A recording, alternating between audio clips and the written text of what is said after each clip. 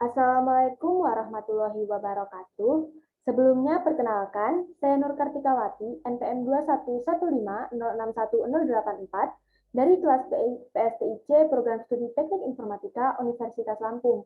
Di sini saya akan menjelaskan terkait software proses model.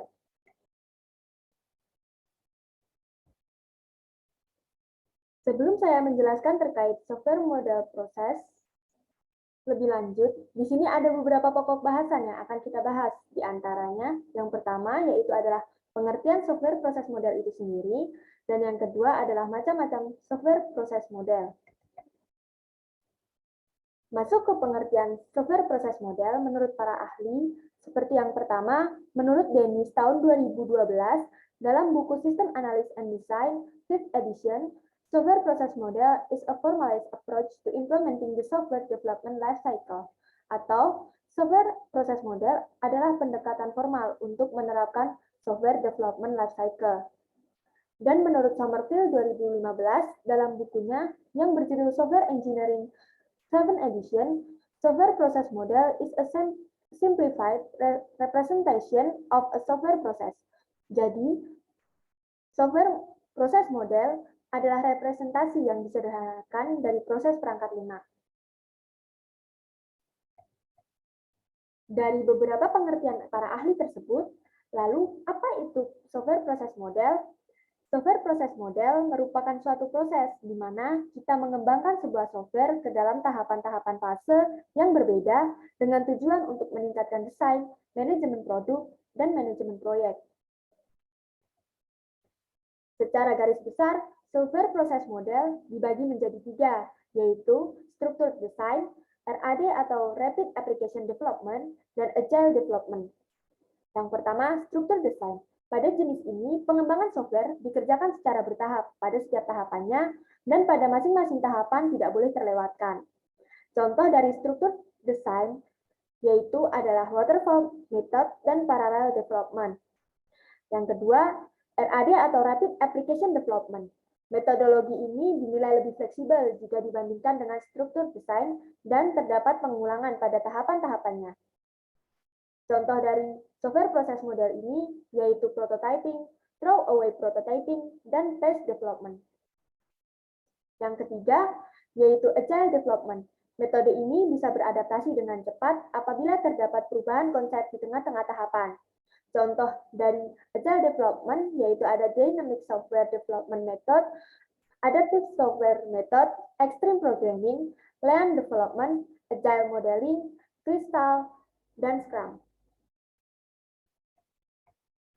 Dari macam-macam software proses model tersebut, terdapat beberapa contoh software proses model tradisional dan modern. Untuk software proses model tradisional, yaitu ada waterfall method, rapid application development atau RAD, dan spiral model. Sedangkan untuk yang modern, ada agile development. Yang pertama, waterfall method. Tahapan-tahapan waterfall method menurut Pressman 2015, yaitu yang pertama communication, yang kedua planning, yang ketiga modeling, yang keempat construction, yang kelima deployment. Sedangkan menurut Somerville tahun 2011, tahapan-tahapan dari waterfall method yaitu yang pertama requirement definition, system and software design, implementation and unit testing, integration and system testing, dan yang terakhir ada operation and maintenance.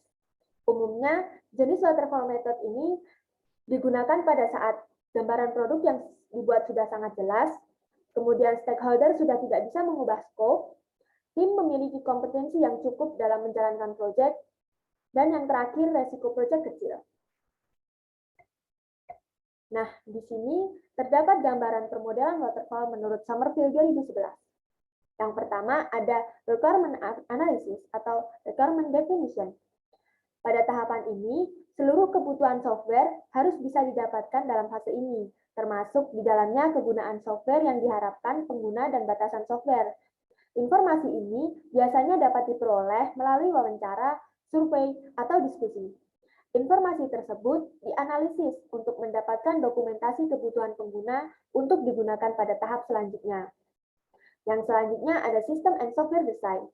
Tahap ini dilakukan sebelum melakukan coding. Tahap ini bertujuan untuk memberikan gambaran apa yang seharusnya dikerjakan dan bagaimana tampilannya. Tahap ini membantu dalam menspesifikasikan kebutuhan hardware dan sistem, serta mendefinisikan arsitektur sistem secara keseluruhan. Yang ketiga, ada implementation and unit testing. Dalam tahapan ini dilakukan pemrograman. Pembuatan software dipecah menjadi modul-modul kecil yang nantinya akan digabungkan dalam tahap berikutnya. Selain itu, dalam tahap ini juga dilakukan pemeriksaan terhadap modul yang dibuat, apakah sudah memenuhi fungsi yang diinginkan atau belum.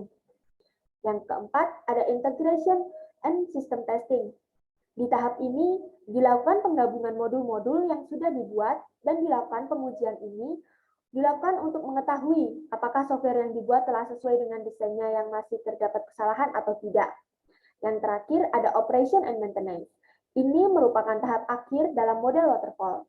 Software yang sudah jadi dijalankan serta dilakukan pemeliharaan atau maintenance. Maintenance termasuk dalam memperbaiki kesalahan yang tidak ditemukan pada langkah sebelumnya. Perbaikan implementasi unit sistem dan peningkatan jasa sistem sebagai kebutuhan baru. Tentu saja, terdapat kelebihan dan kekurangan dari waterfall method itu sendiri.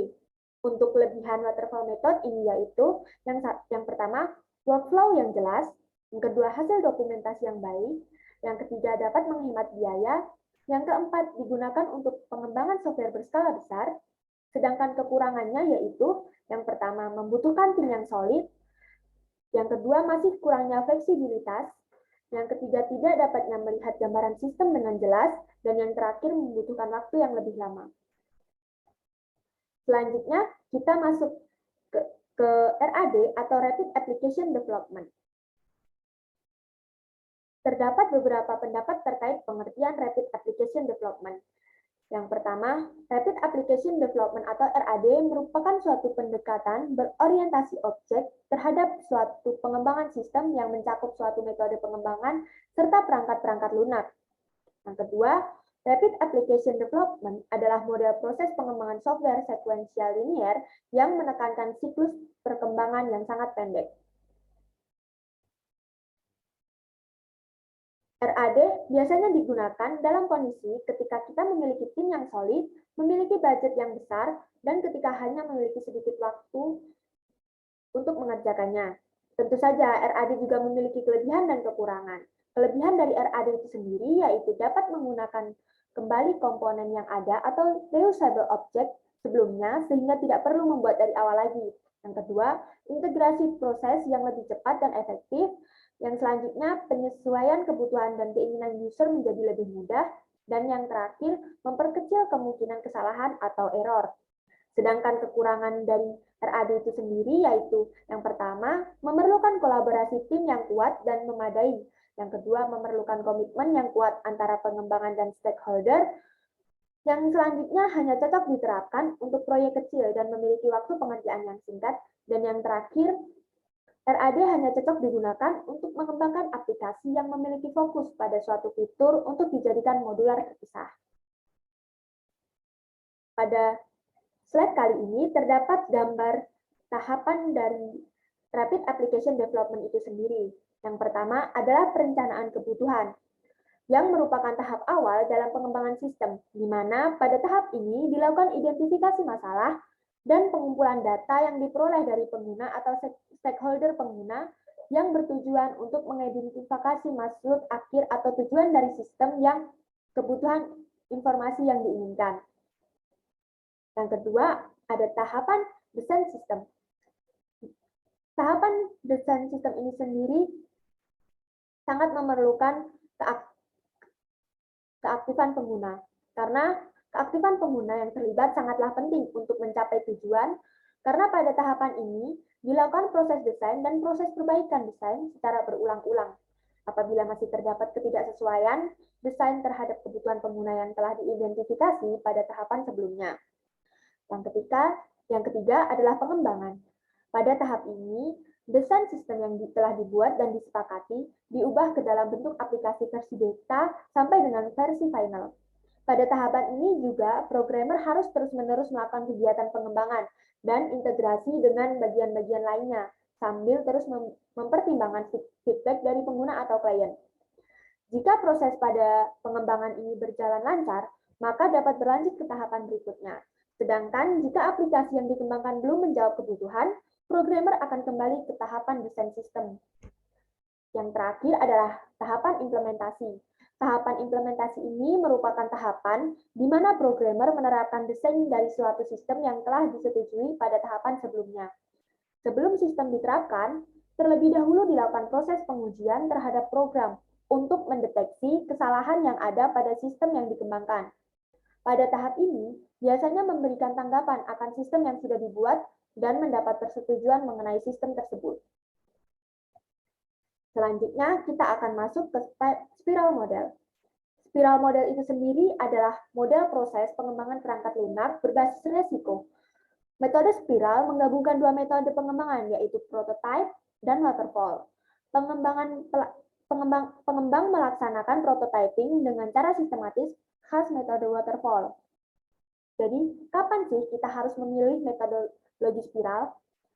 Kita bisa memilih metodologi spiral ketika dalam rekayasa perangkat lunak digunakan saat proyek besar. Yang kedua, ketika pelepasan harus sering dilakukan, kapan pembuatan prototipe dapat diterapkan, ketika evaluasi risiko dan biaya itu penting. Kemudian, metodologi spiral berguna untuk proyek beresiko menengah hingga tinggi, jika persyaratan tidak jelas dan kompleks, ketika perubahan mungkin diperlukan kapan saja, dan yang terakhir, ketika komitmen proyek jangka panjang tidak memungkinkan karena adanya perubahan dalam prioritas ekonomi. Kemudian, pada slide ini terdapat gambaran dari tahapan-tahapan spiral model. Yang pertama adalah planning. Ini termasuk memperkirakan biaya, jadwal, dan sumber daya untuk iterasi. Ini juga melibatkan pemahaman persyaratan sistem untuk komunikasi berkelanjutan antara analis sistem dan pelanggan. Yang kedua ada risk analysis. Risk analysis ini sendiri merupakan identifikasi potensi risiko dilakukan saat strategi mitigasi risiko direncanakan dan diselesaikan. Yang selanjutnya ada engineering. Ini termasuk pengujian, penggodaan, dan penerapan perangkat lunak di situs pelanggan. Yang terakhir adalah evaluation. Evaluation atau evaluasi perangkat lunak oleh pelanggan. Ini juga termasuk mengidentifikasi dan memantau risiko seperti selip jadwal dan kelebihan biaya. Kemudian, tentu saja ada kelebihan dan kekurangan dari spiral model itu sendiri. Kelebihannya yaitu, yang pertama, tambahan atau fungsi-fungsi batu dapat dilakukan di tahap selanjutnya jika ada perubahan secara tiba-tiba. Yang kedua, perkiraan biaya menjadi mudah karena pembuatan prototipe dilakukan dalam fragmen-fragmen kecil. Yang ketiga, pengembangan berkelanjutan atau berulang membantu dalam manajemen risiko, dan kelebihan yang terakhir yaitu pengembangan cepat dan fitur ditambahkan secara sistematis dalam pengembangan spiral. Kekurangan dari spiral model ini sendiri yaitu yang pertama, risiko tidak memenuhi jadwal atau anggaran. Yang kedua, pengembangan spiral bekerja baik untuk proyek besar, hanya juga menuntut keahlian penilaian risiko. Yang ketiga, untuk kelancaran protokol model spiral perlu dilakukan dengan ketat. Yang terakhir yaitu dokumentasi lebih karena memiliki fase menengah. Selanjutnya, kita akan masuk ke Agile Development. Agile Development itu sendiri adalah sekumpulan metode pengembangan software yang dilakukan secara bertahap dan berulang. Agile Development sering disebut sebagai framework karena di dalamnya memang terdapat berbagai model yang bisa digunakan sesuai kebutuhan. Agile Development ini sendiri bisa digunakan ketika pertama, memiliki tim yang solid, kedua, klien yang berubah-ubah keinginan, dan yang terakhir, memiliki waktu yang sedikit dalam menyelesaikan proyek. Di sini terdapat tahapan-tahapan dari Agile Development. Yang pertama yaitu perencanaan. Pada langkah ini, pengembang dan klien membuat rencana tentang kebutuhan dari perangkat lunak yang akan dibuat. Yang kedua adalah tahapan implementasi.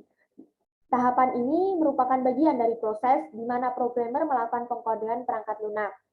Yang ketiga adalah testing atau tes perangkat lunak. Di sini, perangkat lunak yang telah dibuat dites oleh bagian kontrol kualitas agar bug yang ditemukan bisa segera diperbaiki, dan kualitas perangkat lunak bisa terjaga. Yang keempat, ada dokumentasi. Setelah dilakukan tes perangkat lunak, langkah selanjutnya yaitu proses dokumentasi perangkat lunak untuk mempermudah proses maintenance ke depannya. Yang selanjutnya ada deployment. Deployment sendiri yaitu proses yang dilakukan oleh penjamin kualitas untuk menguji kualitas sistem. Setelah sistem memenuhi syarat, maka perangkat lunak siap di deployment. Yang terakhir adalah tahapan pemeliharaan. Langkah terakhir yaitu pemeliharaan. Tidak ada perangkat lunak yang 100% bebas dari bug. Oleh karena itu, sangatlah penting agar perangkat lunak dipelihara atau di-maintenance secara berkala. Dalam Agile Development sendiri memiliki kelebihan dalam hal proses pengerjaan perangkat lunak serta waktu yang diperlukan terbilang sedikit. Sedangkan kekurangan dari Agile sendiri terletak pada perubahan yang bisa dilakukan kapanpun sesuai dengan kebutuhan pengguna. Mungkin sekian presentasi yang dapat saya sampaikan. Terima kasih. Wassalamualaikum warahmatullahi wabarakatuh.